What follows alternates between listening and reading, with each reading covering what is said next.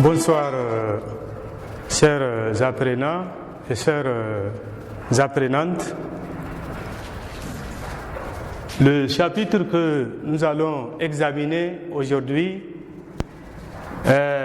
concerne l'existence et la mort.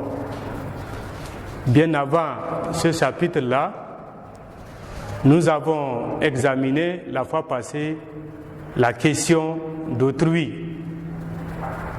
Et par rapport à cette question d'autrui, vous vous rappelez que nous avions déjà examiné la définition du mot en tant que tel, la définition d'autrui. Ensuite, nous nous sommes demandé s'il est possible de connaître autrui. Puis, nous avions examiné la relation, ou du moins les types de relations qui se dégagent dans notre rapport avec autrui.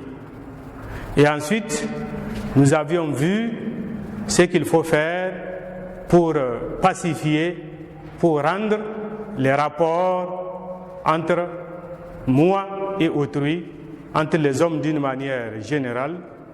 Donc, qu'est-ce qu'il faut faire pour rendre ces rapports-là harmonieux, ces rapports-là paisibles?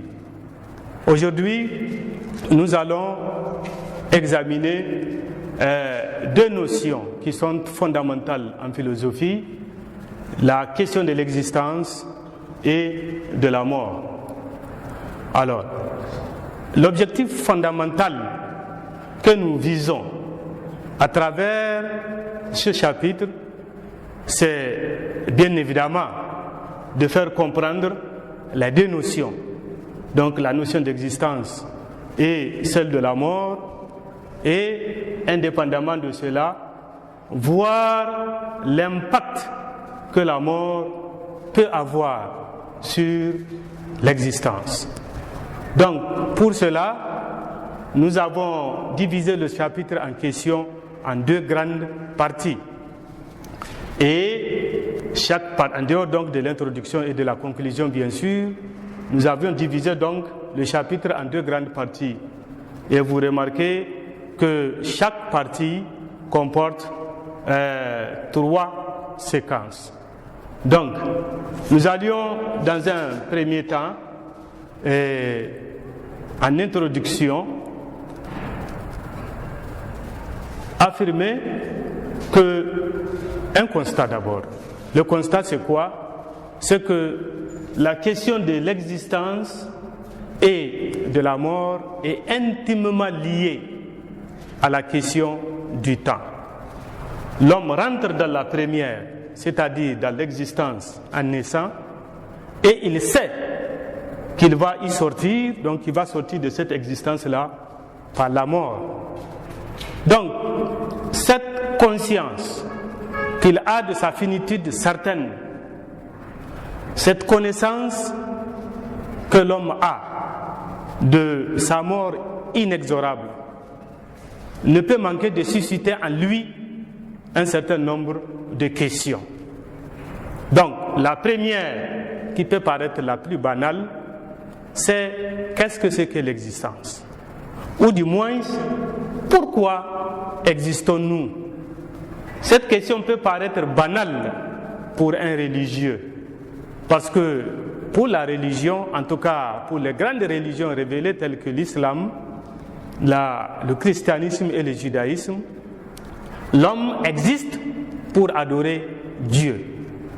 Mais cette réponse, qui est assez simple pour la religion, est d'une difficulté incommensurable pour la philosophie ou pour la science d'une manière générale, où vous savez qu'il faut tout démontrer.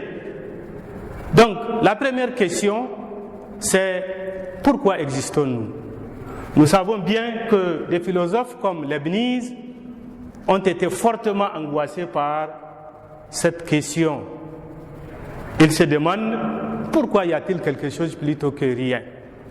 Au lieu du ciel, de la terre et de tout ce qu'il contient, Leibniz se pose la question de savoir pourquoi à la place de tout ça là, il n'y a pas le néant. Donc, après cette question, viennent s'ajouter d'autres qui sont encore plus tenaces, celles que l'homme se pose généralement sur la mort. Donc, la première question ici aussi, c'est quoi? C'est qu'est-ce que la mort? Autrement dit, pourquoi mourons-nous? Si vous posez cette question-là aux citoyens lambda, aux citoyens ordinaires, cela peut lui paraître ridicule. Mais en philosophie, cela a un grand sens. Il faut en réalité se demander quelle est la cause de la mort. Quand je parle de la cause, je ne dis pas pourquoi nous mourons, mais quelle est la fin que cherche la nature à travers la mort. Nous savons bien que la mort est une loi naturelle, comme les autres lois. Alors, qu'est-ce que la nature, ou disons, pour aller plus loin, le Créateur cherche à travers la mort? Nous savons que là aussi, pour la religion, la question paraît simple. L'homme meurt pour aller rendre compte à Dieu des actes qu'il a eu à poser ici-bas. Mais je dis en philosophie, la question ne va pas de soi. Répondre à la question pourquoi la mort est une question qui paraît très délicate, aussi bien pour la science que la philosophie. Donc, il y a aussi d'autres questions, comme celle-ci. Est-ce que le vivant que nous sommes peut-il avoir une idée adéquate de ce que c'est que la mort?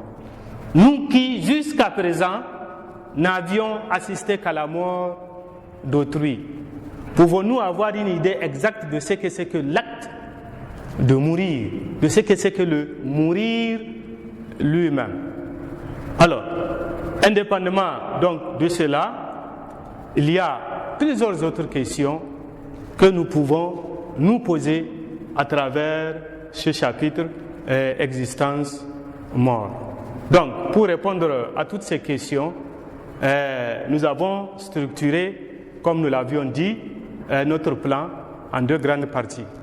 Donc, la première partie commence par l'existence. Nous allons d'abord examiner la notion même de l'existence dans le petit 1 du grand 1, ce que nous avions qualifié d'approche sémantique de la notion. Alors, nous allons ici dire que l'existence est une catégorie extrêmement large. C'est-à-dire que c'est un concept tout à fait polysémique qui peut renvoyer à plusieurs domaines, en quelque sorte. Dans l'opinion commune, souvent, l'existence est considérée comme l'ensemble des événements qui constituent une vie humaine. Mais en philosophie, exister, c'est être. C'est être.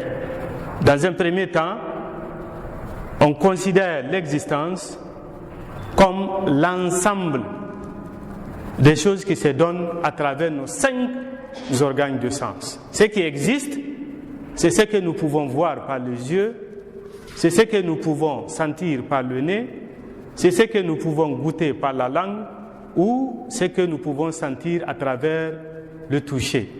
Mais réduire l'existence à l'ensemble des choses qui se donnent à nos 5 organes de sens, n'est-ce pas limiter la notion d'existence? Parce que nous savons bien que nos idées existent, que notre univers mental est peuplé par des êtres que nous appelons des idées. Nous savons aussi que nous éprouvons des sentiments de joie, des sentiments donc de la peur, de la tristesse, de la haine, etc. Et nous savions bien que la haine peut s'emparer de quelqu'un jusqu'à l'amener à tuer. Donc, nous pouvons dire qu'eux aussi existent. En dehors donc de sentiments, nous parlons souvent aussi de l'existence de l'âme. L'âme ne se voit pas, l'âme ne se touche pas, l'âme ne se sent pas. Pourtant, nous disons que l'âme existe. En dehors même de l'âme, s'il y a bien quelque chose qui existe pour nous, c'est Dieu. Nous sommes tous d'accord. Et pourtant, par aucun de nos organes de sens, nous n'arrivons à appréhender Dieu. On ne le voit pas, on ne le touche pas aussi. Pourtant, nous disons que Dieu existe. Donc, si nous voulons avoir une compréhension générale donc, du mot existence, nous allons dire que exister, c'est avoir une forme. C'est être quelque chose. Que cette chose-là soit matérielle, psychologique ou spirituelle. Donc, au niveau de l'existence matérielle, nous existons, la table existe, l'arbre existe, ils sont tous palpables, visibles, etc. Au niveau de l'existence psychologique, nous avons nos idées, nous avons un sentiment qui existe, et au niveau de l'existence spirituelle, nous avons, comme je vous ai dit tout à l'heure, l'âme, Dieu, etc. Donc exister, c'est avoir une forme, que cette forme soit matérielle, psychologique ou spirituelle.